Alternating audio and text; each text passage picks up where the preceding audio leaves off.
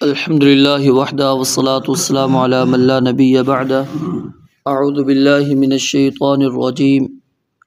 بل اتیناہم بالحق وانہم لکاذبون بل اتیناہم بالحق بلکہ ہم ان کے پاس کامل سچ لائے ہیں وانہم لکاذبون اور بے شک وہ یقیناً جھوٹے ہیں مَتَّخَذَ اللَّهُ مِن وَلَدٍ اللہ تعالیٰ نے کوئی اولاد نہیں بنائی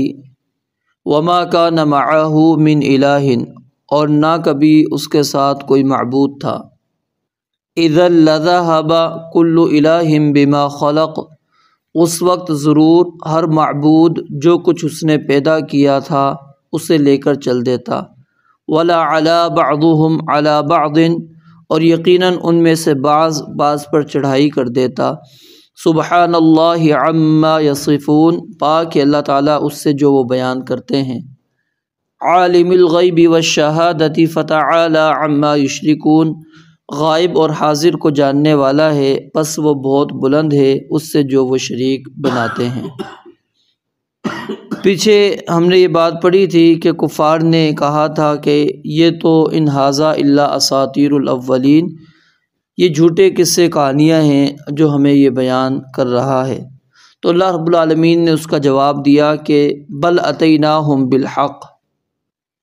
ہم نے جو باتیں بیان کی ہیں وہ یقیناً سچی باتیں ہیں، وہ جھوٹی باتیں نہیں ہیں، وہ کوئی قصے کہانیاں تمہارے سامنے نہیں بیان کی بلکہ تمہارے سامنے میں نے کامل حق اور کامل سچ بیان کر دیا ہے۔ وَإِنَّهُمْ لَكَاذِبُونَ لیکن کفار کیا ہیں، وہ پھر بھی اسی بات پر ڈٹے ہوئے ہیں کہ اللہ رب العالمین کا کوئی شریک ہے، اللہ تعالیٰ کا کوئی بیٹا ہے، اس نے خدائی اختیارات کسی اور کو دے رکھے ہیں، مرنے کے بعد ہم نے زندہ نہیں ہونا، پھر بھی وہ انہی باتوں پر قائم ہیں، ڈٹے ہوئے ہیں۔ ہم نے حق بیان کر دیا ہے وَإِنَّهُمْ لَكَاذِبُونَ اور یقیناً وہ اس کو جھٹلانے والے ہیں، وہ تسلیم نہیں کر رہے، مان رہے نہیں ہیں۔ مَتَّخَذَ اللَّهُ ما یہ عموم کے لیے آتا ہے اور یہ نکرہ پر داخل ہوا ہے، تو ما جب نکرہ پر داخل ہوتا ہے تو وہ عموم پیدا کر دیتا ہے نفی کے اندر، اور اس کی مزید تاکید پھر من ولد من کے حرف کے ساتھ کی گئی ہے،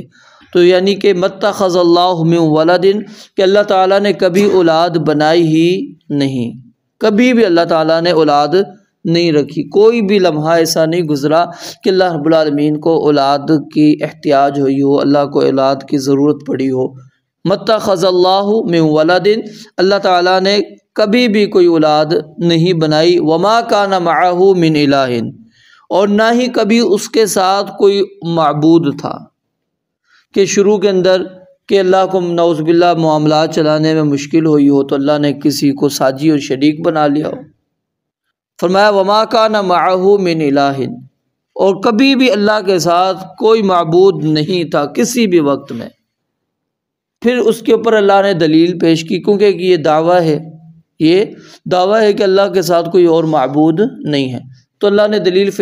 پیش کی اِذًا لَذَهَبَ كُلُّ إِلَٰهٍ بِمَا خَلَقَ اگر اللہ کے ساتھ کوئی اور معبود ہوتا تو یقیناً اس وقت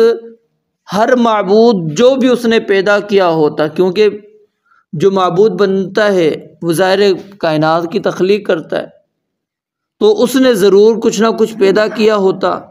اور جب اس نے کچھ پیدا کیا ہوتا تو اِذًا لَذَهَبَ كُلُّ إِلَٰهٍ بِمَا خَلَقَ ہر چیز کو وہ لے کر الگ ہو جاتا، وہ کہتا کہ یہ میرا ہے۔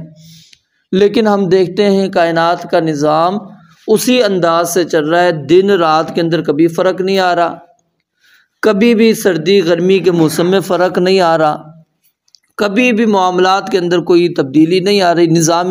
کائنات اسی انداز سے چل رہا ہے، کسی قسم کی کوئی اس کے اندر تبدیلی نہیں ہے۔ تو یہ اس بات کی دلیل ہے کہ اللہ رب العالمین کے ساتھ کوئی اور معبود نہیں ہے، اگر ہوتا تو اِذًا لَذَهَبَ كُلُّ إِلَٰهٍ بِمَا خَلَقَ تو وہ کہتا کہ چاند کو میں نے پیدا کیا میں لے کے جا رہا ہوں،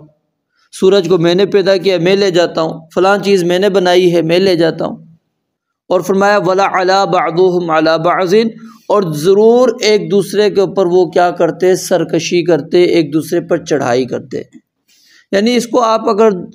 دنیاوی نظام کے تحت سمجھیں تو آپ کو بات آسانی کے ساتھ سمجھ میں آ جائے گی۔ ایک حکومت اگر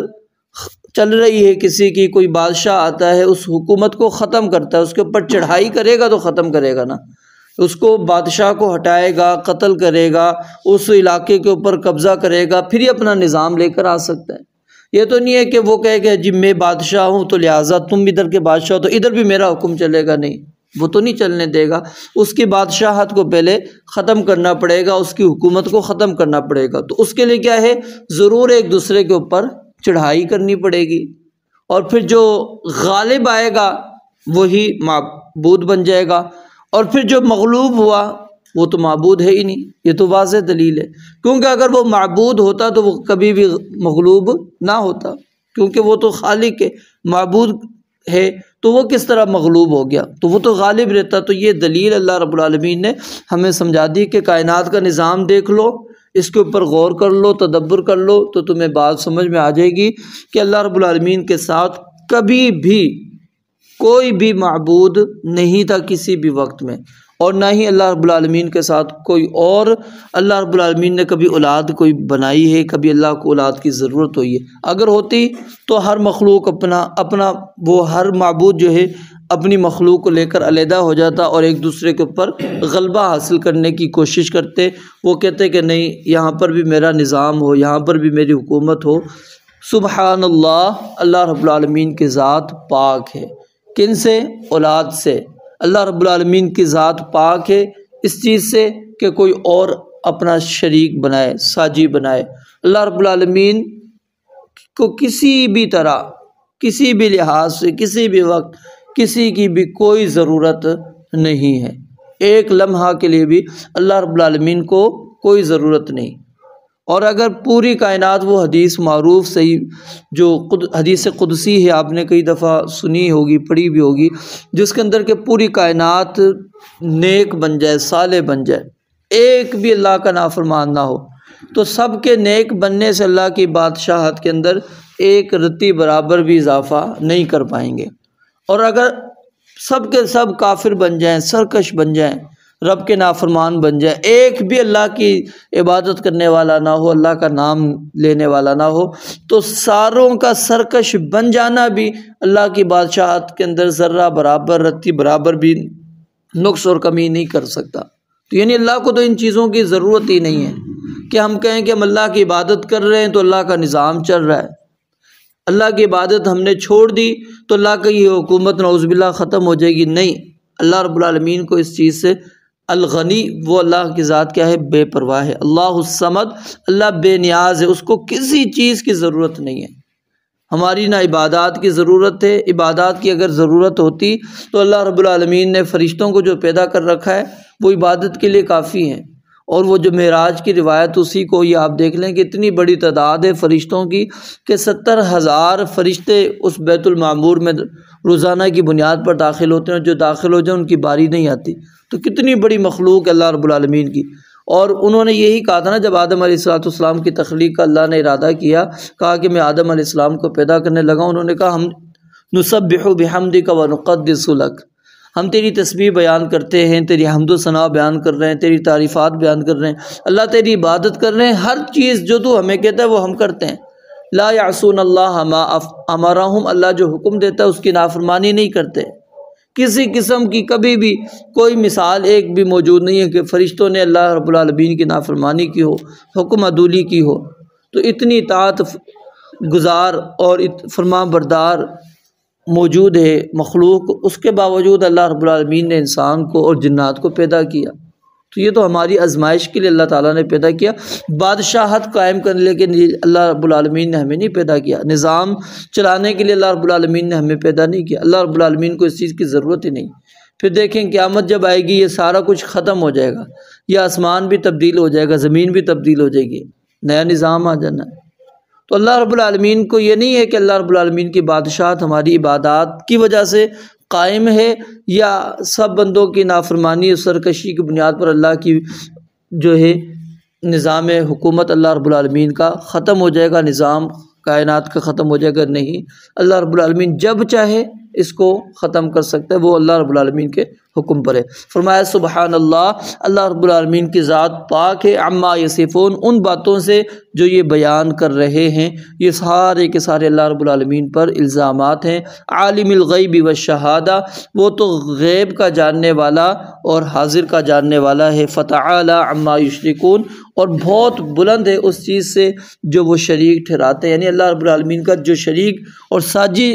ٹھہرا رہے تو یہ بہت بلند اللہ رب العالمین۔ کہاں رب العالمین خالق اور کہاں یہ مخلوق جو عاجزی انکساری کے ساتھ اور